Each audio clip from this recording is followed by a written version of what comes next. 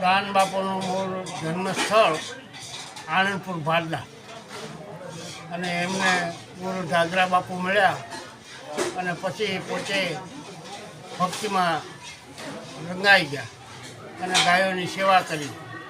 એમાં એક વખત પંચાળમાં દુષ્કાળ પડ્યો. હવે ગાયોનું શું કરવું એટલે દાન બાપુએ વિચાર કર્યો કે હવે કાઠિયાવાડ બાજુ હું જાઉં ગાયું લે.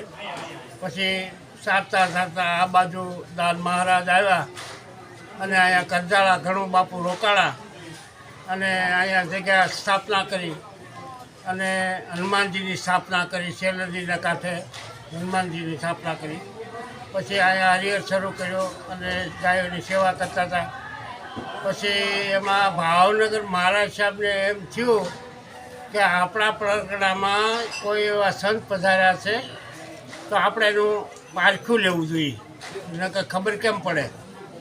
એટલે એણે લાકડાનું શ્રીફળ બનાવી અને મોકલ્યું અને કે હાલો આ બાપુને કહેજો કે આ શ્રીફળ વધેરી દે. પછી એનાથી માણસો આવ્યા અને એણે બાપુને કીધું બાપુ આ શ્રીફળ વધેરવાનું છે. એટલે બાપુને આગળ મૂક્યો એટલે બાપુ કે આ તો કસોટી આવી છે, કાળિયા ઠાકર તો લાજ રાખજે. એટલે બાપુએ દ્રષ્ટિ માંડીને શ્રીફળ આગળ અને હાથમાં લીધું.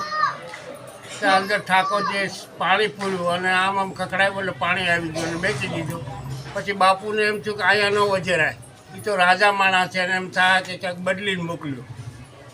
એટલે બાપુએ કીધું બાપા આ શ્રીફળ તો બહુ કિંમતી છે, ત્યાં કચેરી ભરાય ત્યારે કચેરીમાં વજેરજો અને આમાંથી હવાથી ટોપરું પાણી નીકળશે એમ બાપુ બોલી ગયા. તો બાપુ એમ તો કે હા. પછી બે દી રોકાણા ઘોડે છોડો અને પછી ભાવનગર ગયા. કચેરી ભરાણી અને શ્રીફળ લઈ અને કચેરીમાં આવ્યા એટલે બાપુ પૂછી જાય કે આ લાકડાનું થોડું હાથું થાય ગમે એવા સંત હોય તો કા બાપા બાપુએ વજેર્યું નહીં. તો કે બાપુએ એમ કીધું છે કે એના કચેરી ભરાય ત્યારે કચેરીમાં વજેરજો અને આમાંથી હવાથી ટોપરું ને પાણી નીકળશે. એટલે કે તો વજેરો એટલે વજેર્યું, 3 ફટકા માર્યા એટલે 2 ફાડા ફસકલા ટોપરું નીકળ્યો અને અંદરથી પાણી નીકળ્યું. ત્યારે બાપુને એમ થયું કે ઓહો આ તો મહાન સંત છે. એટલે ત્યાંથી ત્યારે ગાદી ઉપર વજયસિંહ બાપુ હતા અને વજયસિંહ બાપુએ ત્યાંથી તાંબાના પત્રમાં લેખ કરી અને પોતે સવારમાં ગાડી લઈને આવ્યા. બાપુને ખ્યાલ આવી ગયો કે આજે ઠાકોર વજયસિંહ બાપુ આવે છે. એ પ્રમાણે બેઠકું કરી અને ત્યાં ગાડી આવી. જી બાપુ, આજે કાર્યક્રમનું આયોજન કયા પ્રકારનું છે રાખવામાં આવ્યું છે? જી બાપુ, આજના કાર્યક્રમમાં આજે અષાઢી બીજ આપણે દર વર્ષે ઉજવીએ છીએ અને એમાં આપણા ગામ આખા બધાને જમવાનું કરીએ છીએ. મહેમાનો ઘણા આવે છે બહારગામથી, સુરતથી, અમદાવાદથી, કુંડલા, સાવરકુંડલા, અમરેલી, ત્યાંથી બધેથી મહેમાનો આવે છે ખૂબ. અને અહીંયા હરિહર ચાલુ રહે છે 12 માસ.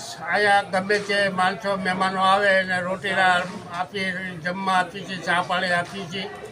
અને દાન મહારાજની ગમે એ માનતા રાખે તો દાન મહારાજ એનું કામ કરે છે અને ફળીફૂટ થાય છે અને આ દર્શને બધા આવે છે.